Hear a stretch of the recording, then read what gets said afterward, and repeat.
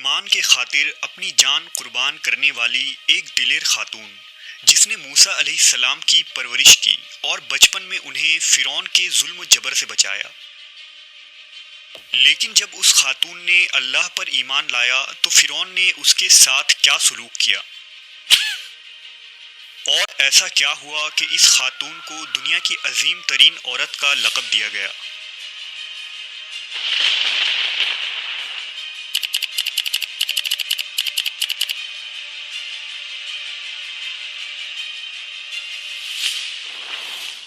فرعون مصر کا ایک ظالم و جابر بادشاہ تھا۔ اس نے مصر میں آباد قوم بنی اسرائیل کو غلام بنا رکھا تھا اور ان پر ظلم کے پہاڑ توڑتا تھا۔ فرعون نہایت ہی مغرور بادشاہ تھا اور خود کو لوگوں کا خدا اور رازق کہلواتا تھا، لیکن کسی میں بھی اتنی جرت نہ تھی کہ فرعون کی مخالفت کر سکے۔ لہذا اللہ نے فرعون کے خاتمے کا ارادہ کیا تو بنی اسرائیل میں حضرت موسیٰ علیہ السلام کی پیدائش ہوئی۔ جب موسیٰ علیہ السلام کی پیدائش ہوئی تو ان دنوں فرعون نے اپنے سپاہیوں کو یہ حکم دے رکھا تھا کہ بنی اسرائیل میں جو لڑکا بھی پیدا ہو اسے قتل کر دیا جائے۔ لہٰذا اس مصیبت و آفت کے دور میں مجبوراً موسیٰ علیہ السلام کی والدہ نے آپ کو ایک صندوق میں رکھ کر صندوق کو مضبوطی سے بند کر دیا اور اسے دریائے نیل میں ڈال دیا۔ دریا سے نکل کر ایک نہر فرعون کے محل کے نیچے بہتی تھی۔ اللہ کی قدرت یہ ہوئی کہ یہ صندوق دریائے نیل سے بہتے ہوئے اس نہر میں چلا گیا۔ اس وقت نہر کے کنارے فرعون کی بیوی آسیہ بنت مزاحم بیٹھ کر نہر کا نظارہ کر رہی تھی۔ آسیہ ایک خوبصورت اور نیک دل خاتون تھی اور وہ کسی بیماری سے شدید تکلیف میں تھی۔ فرعون نے اس کا بہت کچھ علاج کرایا تھا مگر وہ ناکام رہا۔ کہتے ہیں کہ کاہنوں نے اسے بتایا تھا کہ اے فرعون، ہم پیشن گوئی کرتے ہیں کہ اس دریا میں سے ایک آدمی تیرے محل میں داخل ہوگا۔ اگر اس کے منہ کی رال اس بیمار خاتون کے جسم پر ملی جائے گی تو اسے شفا ہو جائے گا۔ چنانچہ جب نہر میں بہتے اس صندوق پر آسیہ کی نظر پڑی تو اس نے ملازمین کو اسے نکالنے کا حکم دیا۔ جب اس صندوق کو پانی سے نکالا گیا اور اسے کھولا گیا اور ملکہ نے اس بچے کو دیکھا تو اسے یوں محسوس ہوا کہ ایک بجلی سی چمکی ہے جس نے اس کے دل کو منور کر دیا ہے۔ آسیہ کے دل میں اس بچے کی محبت نے گھر بنا لیا۔ اس بچے کا لعب دہن جیسے ہی ان کے ہاتھوں پر پڑا تو انہیں شفا ہو گئی۔ فرعون کی بیوی آسیہ کی بدن سے کوئی لڑکا نہ تھا اور وہ بے اولاد تھی، لہٰذا اس پاک دل خاتون کی ممتا جاگ اٹھی اور اس نے موسیٰ علیہ السلام کو گود لے لی۔ اس طرح اللہ کی قدرت سے موسیٰ علیہ السلام کی پرورش اسی فرعون کے محل میں ہوئی جس نے آپ علیہ السلام کے ہاتھوں سے ہلاک ہونا تھا۔ دراصل لفظ فرعون اس دور میں مصر کے بادشاہ کا لقب ہوا کرتا تھا۔ موسیٰ علیہ السلام کے قصے کے سلسلے میں دو فرعونوں کا ذکر آتا ہے، ایک وہ جس کے زمانے میں آپ پیدا ہوئے اور جس کے گھر میں آپ نے پرورش پائی، اور دوسرا وہ جس کے پاس آپ ایمان کی دعوت اور بنی اسرائیل کی آزادی کا مطالبہ لے کر گئے اور جو سمندر میں غرق ہو گیا۔ لہٰذا بی بی آسیہ کا خاوند جس نے موسیٰ علیہ السلام کو اپنے محل میں رکھا، اس فرعون کا نام رامسس ثانی بتایا جاتا ہے۔ دراصل بی بی آسیہ ریان بن ولید کی پوتی تھی۔ ریان بن ولید وہی بادشاہ تھا جو یوسف علیہ السلام کے دور میں عزیز مصر تھا اور اس نے حضرت یوسف پر ایمان بھی لایا تھا۔ جب مصر پر قبطی خاندان کی حکومت آئی تو فرعون نے اپنی طاقت کے زور پر بی بی آسیہ سے شادی کر لی اور انہیں دھمکی دی کہ اگر انہوں نے شادی سے انکار کیا تو ان کے والدین کو قتل کر دیا جائے گا۔ لیکن شادی کے بعد بھی اللہ نے حضرت آسیہ کو فرعون کے شر سے محفوظ رکھا اور وہ آپ پر قادر نہ ہو سکا۔ مورخین لکھتے ہیں کہ اللہ نے فرعون کو نامرد بنا دیا تھا، اور بعض نے لکھا کہ فرعون کو ایسی بیماری تھی کہ طبیبوں نے اسے ساری عمر صحبت کرنے سے منع کر دیا تھا، لہذا فرعون کبھی بھی حضرت آسیہ کے قریب نہ جا سکا۔ یہ بھی اللہ کی ایک حکمت تھی تاکہ بی بی آسیہ فرعون کے ناپاک جسم سے محفوظ رہ سکے۔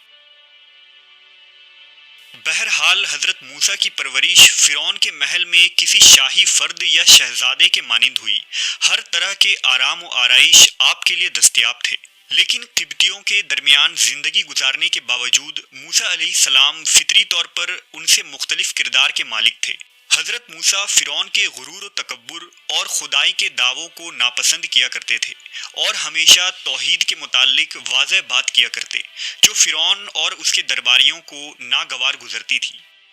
بہت جلد وہ وقت بھی آ گیا جب اللہ نے حضرت موسیٰ علیہ السلام کو نبوت عطا کی اور آپ فرعون کے دربار میں اسلام کی دعوت لے کر تشریف لائے۔ اس وقت فرعون کے مطالبے پر جادوگروں اور موسیٰ علیہ السلام کے درمیان سحر کا مقابلہ ہوا، جس میں حضرت موسیٰ کی عصا حقیقی سانپ میں تبدیل ہو گئی اور جادوگروں پر حق واضح ہو گیا کہ یہ اللہ کے سچے رسول ہیں جنہیں ہماری ہدایت کے لیے بھیجا گیا ہے، جبکہ فرعون اپنے انا اور غرور پر قائم رہا اور موسیٰ علیہ السلام کے دعوت کا انکار کر دیا۔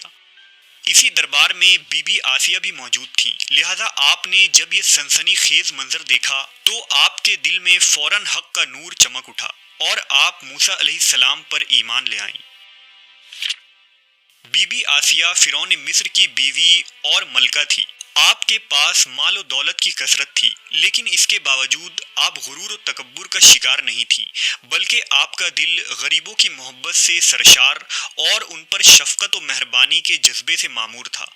آپ دل کھول کر ان پر صدقہ و خیرات کیا کرتیں۔ اسی وجہ سے آپ کو ام المساکین یعنی مسکینوں کی ماں بھی کہا جاتا ہے۔ چونکہ بی بی آسیہ اپنے شوہر رامسس کے مظالم کو بھی خوب جانتی تھیں، اس لیے اپنے ایمان کا اظہار نہ کیا۔ آپ چھپ چھپا کر ایک اللہ کی عبادت کیا کرتیں اور اللہ سے یہ دعا کرتیں کہ اے اللہ، مجھے فرعون اور اس کے عمل سے نجات دے، میں اس کے کفریہ حرکتوں سے بیزار ہوں۔ حضرت آسیہ خفیہ طور پر موسیٰ علیہ السلام کے خدا کی عبادت کرتیں اور دعا و استغفار میں مشغول رہتیں، یہاں تک کہ فرعون کو ایک دن آپ کے ایمان لانے کی خبر ہو گئی۔ اس نے ایک روز اپنے درباریوں سے کہا، کیا تم لوگوں کو میری بیوی کی کچھ خبر ہے؟ تم لوگ اس کے متعلق کیا جانتے ہو؟ سب نے بی بی آسیہ کی بڑی تعریف کی اور ان کی بھلائیاں بیان کی۔ فرعون نے کہا، کیا تم لوگوں کو نہیں معلوم وہ میرے سوا دوسرے خدا کو مانتی ہے؟ لہذا فرعون نے حضرت آسیہ کو دربار میں بلایا اور ان سے دریافت کیا کہ تو کسے اپنا معبود مانتی ہے؟ حضرت آسیہ نے دلیری اور جذبہ ایمانی سے جواب دیا کہ میں موسیٰ کے رب پر ایمان رکھتی ہوں، جو میرا، تیرا اور ہم سب کا خدا ہے۔ فرعون اس بے باک جواب پر غضبناک ہو گیا اور بہت جلد پورے شہر میں اس بات کی شہرت ہو گئی کہ فرعون کی بیوی اور ملکہ نے فرعونی طور طریقے کو ٹھکراتے ہوئے دین موسیٰ قبول کر لیا ہے۔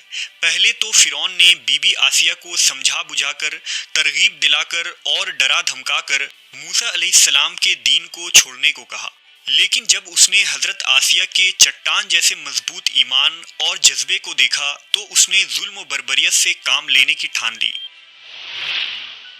فرعون نے اپنے اہلکاروں کو حکم دیا کہ آسیہ کو تپتے ہوئے ریگستان کی دھوپ میں لٹا دیا جائے، لہذا آپ کو شدید گرمی میں ریت کے تپتے میدان میں چھوڑ دیا گیا۔ فرعون اس جگہ دورہ کرتا رہا اور کہتا رہا کہ اب تو بعد آ جا، اگر تو نے میری بات مان لی تو محل کی شاہی زندگی اور آرام و آرائش تیری منتظر ہے۔ مگر حضرت آسیہ پر اس کا کوئی اثر نہ ہوا، کیونکہ آپ کو جنت کے اس لافانی محلات پر ایمان تھا جو اللہ نے انہیں عطا کرنے کا وعدہ کیا تھا۔ جب فرعون نے حضرت آسیہ کی ثابت قدمی کو دیکھا